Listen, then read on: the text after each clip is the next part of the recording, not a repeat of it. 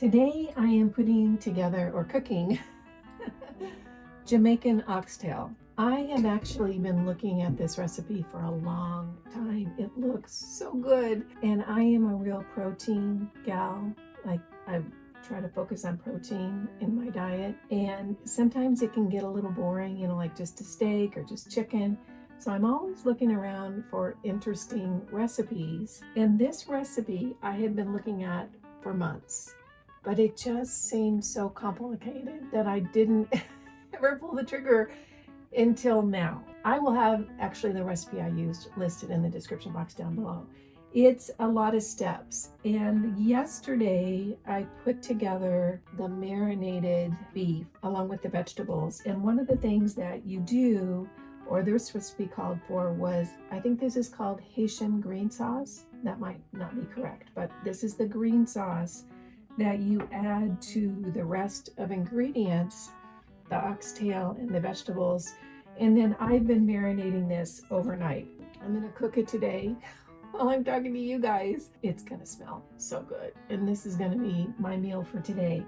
So what I need to do now is I need to remove the beef portion or the oxtail from the marinade so I can cook them up. And once the beef is seared, then I can go back and add the vegetables in, and that's going to cook slowly during the morning here. So I'm just picking out the little pieces of oxtail and setting them aside, and then I'm going to heat up my oil. I'm actually going to use tallow in my cast iron lidded, this is kind of like a Dutch oven. I'm going to do it on the stove. So yummy stuff coming my way.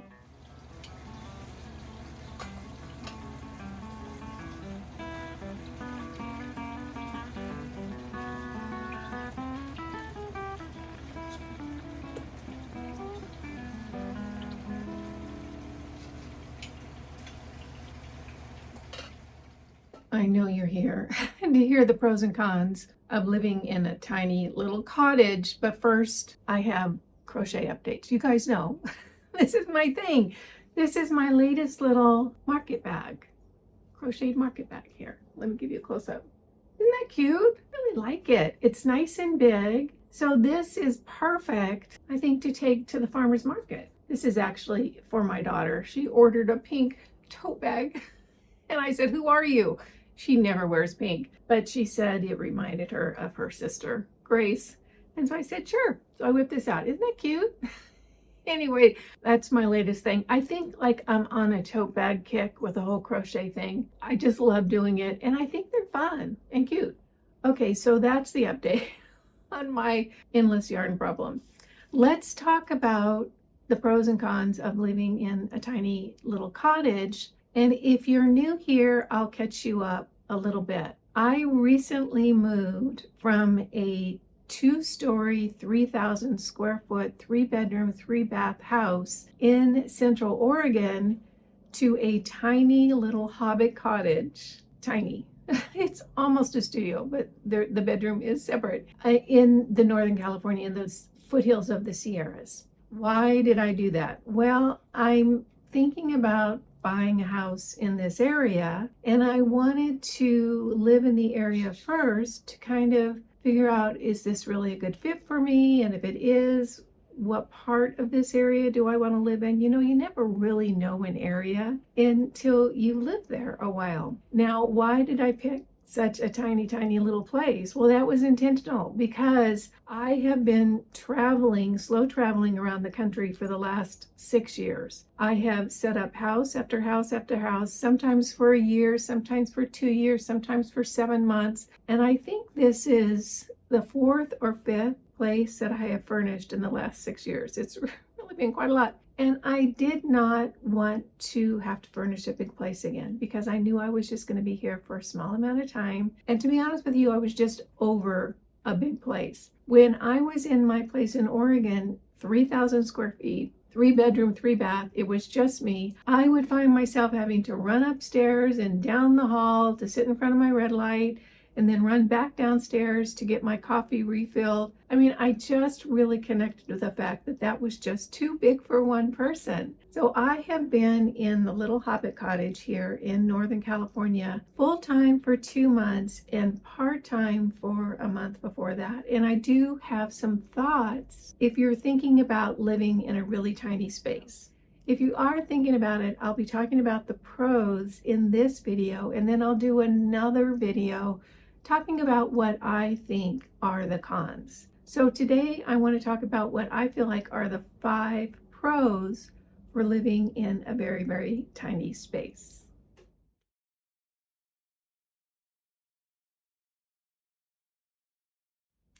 Number 1, and this was big on my list just because I had fully furnished that 3,000 square foot house up in Oregon. I wanted a tiny little space that I did not have to buy a lot of furniture for, and that really has worked out very, very well for me. I ended up only bringing a few things, smaller items like a couple of footstools, and then I had a couple of little benches that I was able to take off the hardware on the bottom, the legs on the bottom, and pack them into my car in a couple of trips. I only brought my car in a few trips down here. I think I made 3 trips total, 2 where I was bringing furniture and other boxes. So I brought furniture and some boxes in my car in 2 trips, and then I shipped the rest of my boxes through the mail. I ended up completely furnishing this place. It probably took me about 3 weeks. And everything I purchased was off of Facebook Marketplace or at thrift stores. Everything was thrifted, which was my plan, and I actually loved it. I love thrifting furniture because you can get wonderful things at a great price. So it has been so easy, and it was so affordable for me to furnish this place. I ended up really only having to buy a couch, a couple of chairs, a dining table, this little table here, just a few items to fill up the space. So one thing I can say is that if you're thinking about downsizing from a larger home into a smaller home or even a tiny home like mine, I think it's about 400 square feet, it's going to be much, much more affordable to furnish it. It certainly was for me. I think all total, including the bed and, oh gosh, what else did I buy? Just a few little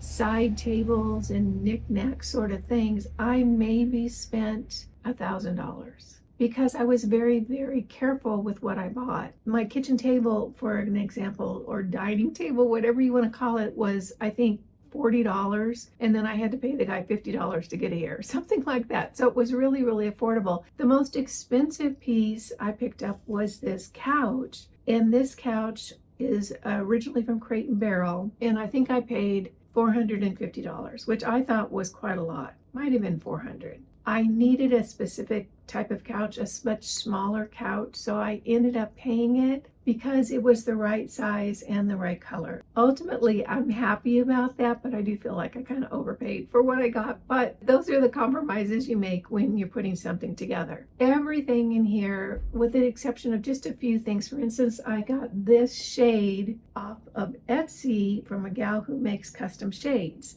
Now it goes on, it's on a little lamp that I thrifted at a garage sale for $1. So I may have paid retail for the shade, but the lamp itself was really inexpensive. So furnishing your place, if you decide to downsize and not keep any of your furniture, is super, super affordable. And with the price of things these days, anytime we can save a few dollars, that's a win.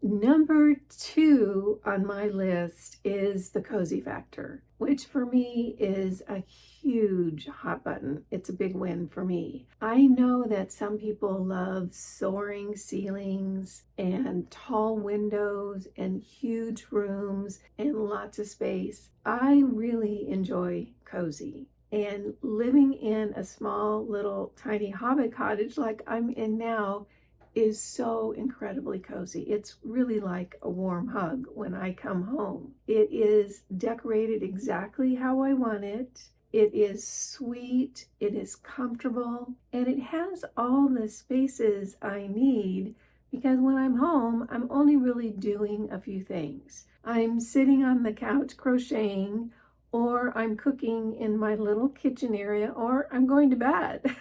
There's really not a lot of things or spaces that I need in a house. And because it's so small, it just feels really, really yummy. I can pretty much see my entire space from any vantage point. It's totally great for me. Now, if you're thinking about going tiny, there are a few things you might want to think about. First of all, is it just going to be you? It's just me, with the exception of my pup, Lucy. Now, I have to tell you that from time to time, Lucy doesn't know where to go because she's kind of a Velcro pup and she follows me everywhere. And so we'll kind of be stumbling over each other from time to time because she's trying to be right where I am and I'm trying to run around doing things, and we end up, kind of getting in each other's way. That's the only thing I can say about this small space. For me, the cozy factor is really huge. I have learned, comparing my experience in that 3,000 square foot 2-story house and comparing it to my experience here, that I really, really prefer smaller. It's easier to take care of, it feels better to me, it's just all good for me. So one thing that I have learned is that when I eventually end up purchasing a home, whether it's here or in another location, I know now that probably 12 to 1,500 square feet is going to be just about the right size for me ultimately. I know that I will probably have like a little granny cottage or something to the side of the house that'll be my craft space because I have a craft problem. But I know that a smaller home is really going to work for me. I have found that the coziness of my space here just feels better to me. It feels more nurturing, it feels more comfortable, it just feels good to me. So if that is something that's a hot button for you, I think you might find living tiny works in your world.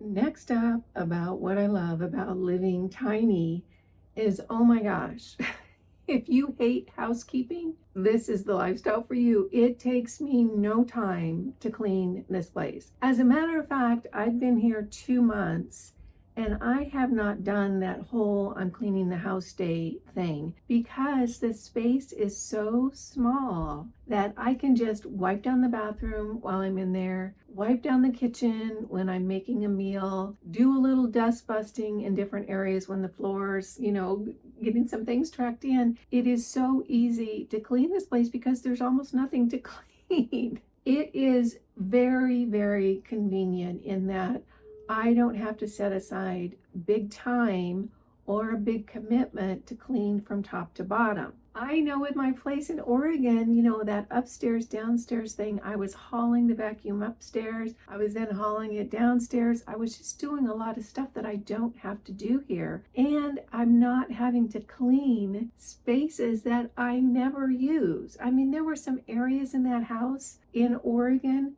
that I don't even know why I was cleaning it because no one had been in there since the last time I cleaned it. With this place, I can, let's say, wipe down those shelves back there in 7 minutes and I'm done. It's not a huge project. When the floors need to be cleaned, I can whip out my little vacuum or dust buster and get it done in no time.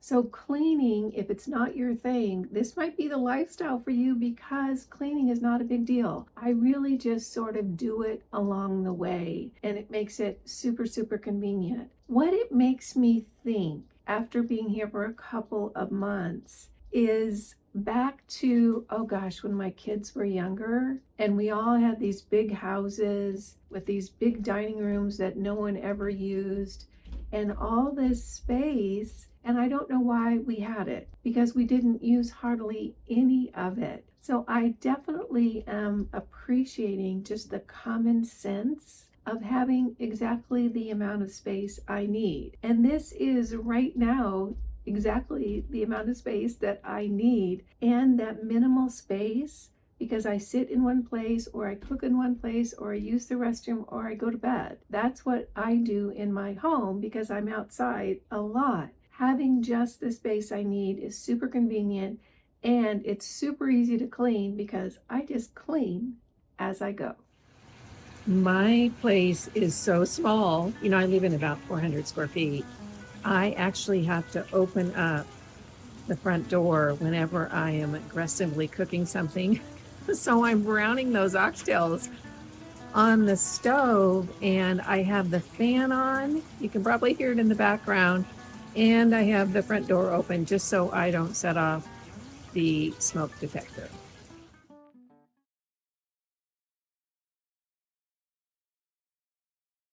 Number 4 on the pros of living tiny is something, oh my gosh, I think I love almost the most. Maybe I should have put this as number 1. These are not in order of importance for me, but it is the convenience.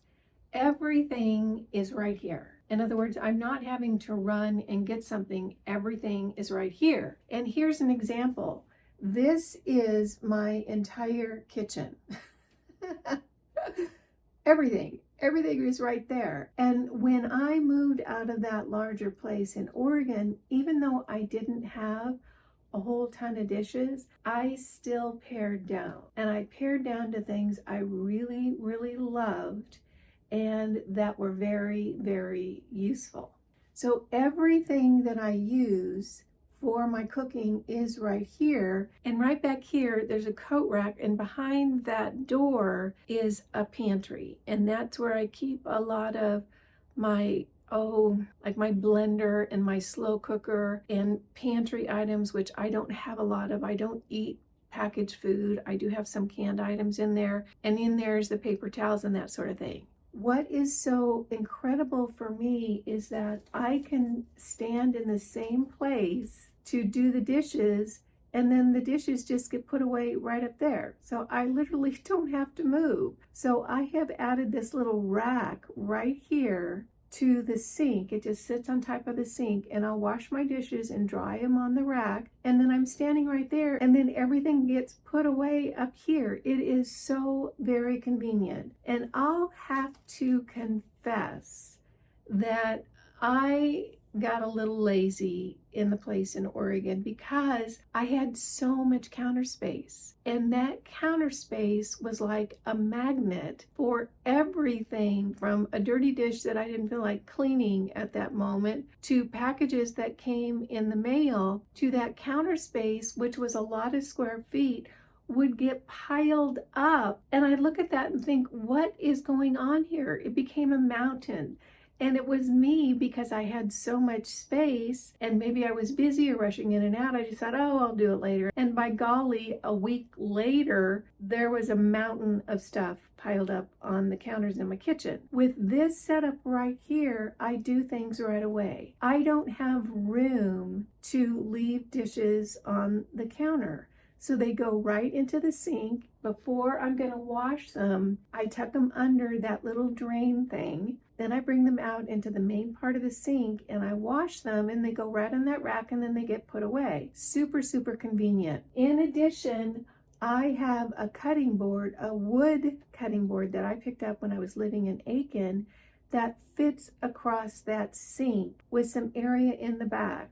so I can chop at the front of that cutting board and then just, you know, put the remains or whatever right into the sink and they go down the garbage disposal. It's just super, super convenient that everything is right here. And the interesting thing is that I am cooking more, complicated recipes here than I was in my big place in Oregon, and that's so confusing to me. I am not sure why, but I have cooked a lot of very, very complex recipes since I've been here, and I have plenty of space. I've just learned to use that cutting board over the sink. I've learned to make sure that my little countertop is cleaned off so that I'll have room.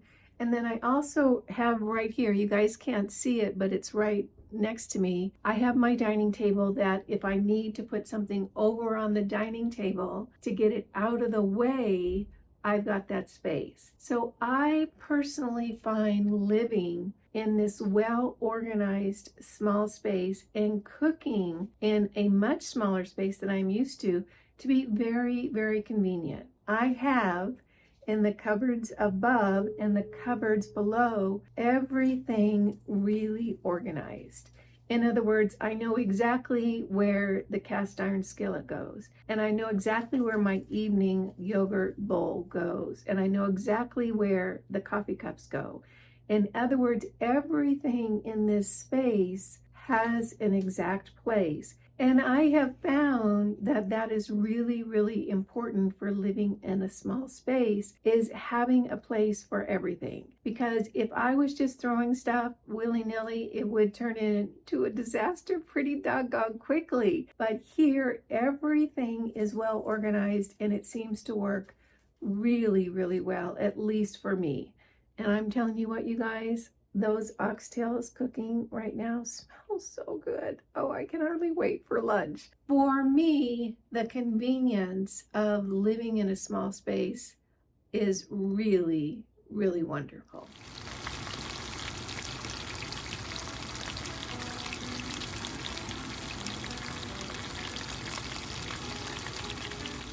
So the meat is good and seared off, and I think it's called a hard sear because it's that darkness that's going to give it the great flavor.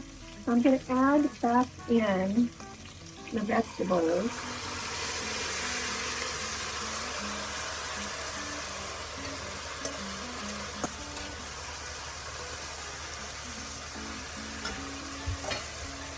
And also some tomato paste. I didn't add the tomato paste in the beginning because it would have really burned during the searing portion.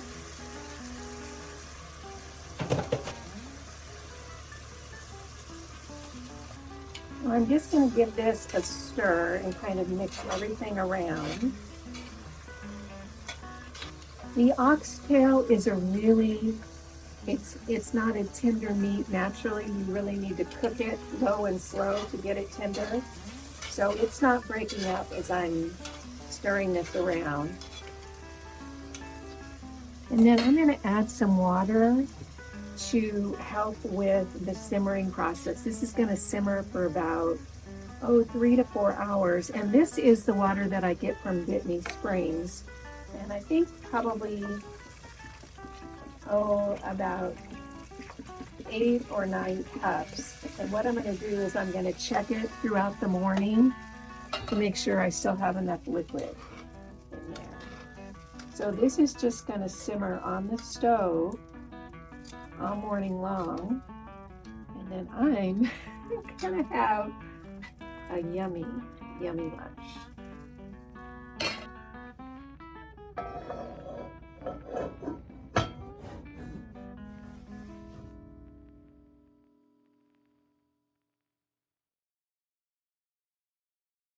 Lucy, she went to doggy daycare yesterday because I got a pet sitter that's going to watch her when I am in Mexico, in Bacalar and Tulum with some of you guys. And so I took her over to the pet sitters for doggy daycare, and there's other big dogs there. I'm telling you what, she's not used to other dogs. She slept so good last night and she has not left my side. She's like Velcro. She's afraid I'm going to leave her again. She's so funny. Anyway, she did good. It's going to be fine. The last pro I want to talk about, and this one is going to hit really hard for a lot of people because of the housing prices and the grocery prices and the price of cars. Can you believe we're paying $30, $40, $50, $60, $70, $80,000 for a car now? I can't even believe it.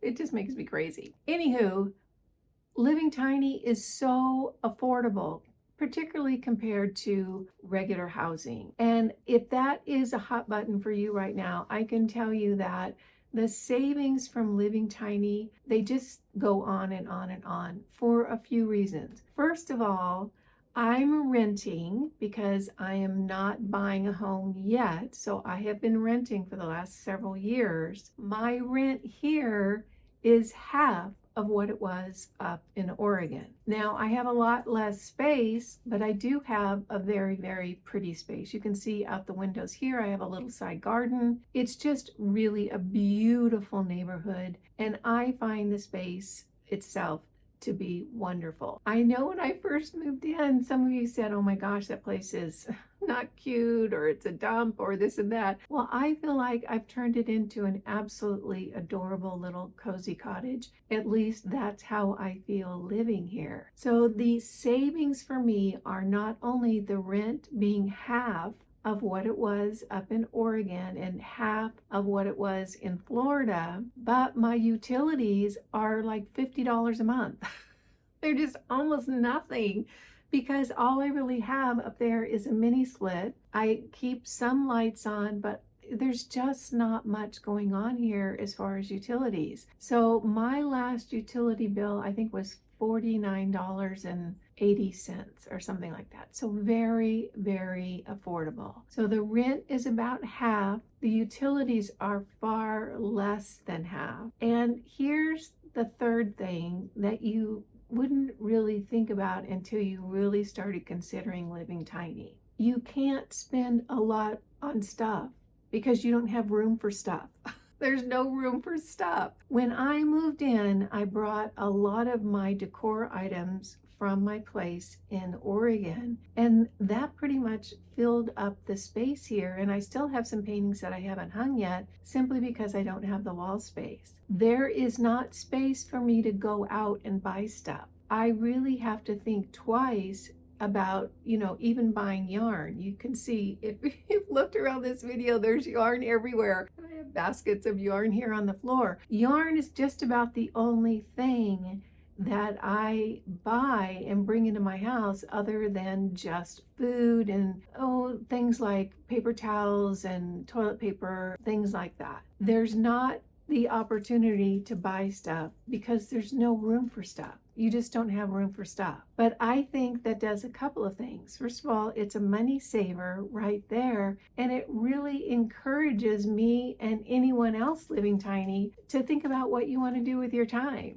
Do you want to do it buying and managing stuff, or do you want to be outside hiking or doing other fun things in your community? So the savings of living tiny are really, really huge because you simply can't go spend a lot of money on a lot of stuff and bring them home because there is no room.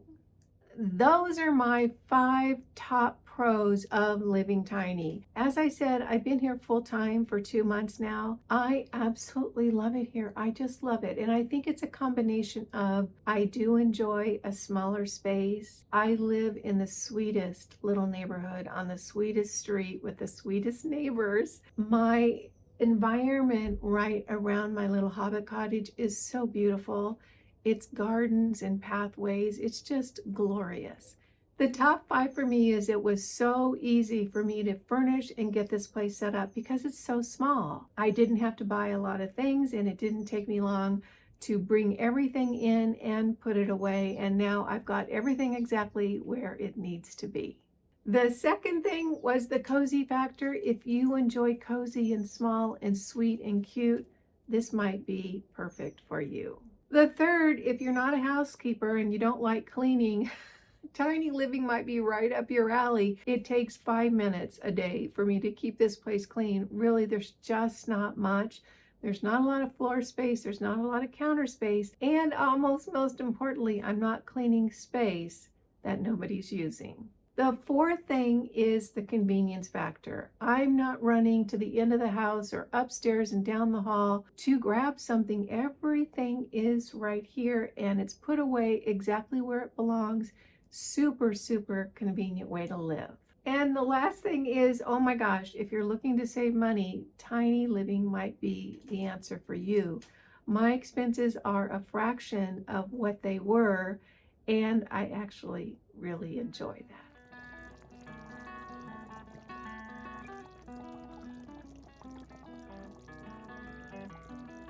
It's smelling pretty doggone good in this kitchen. I am so looking forward to lunch. Thanks for joining me today. You guys are the best. I will see you next Sunday.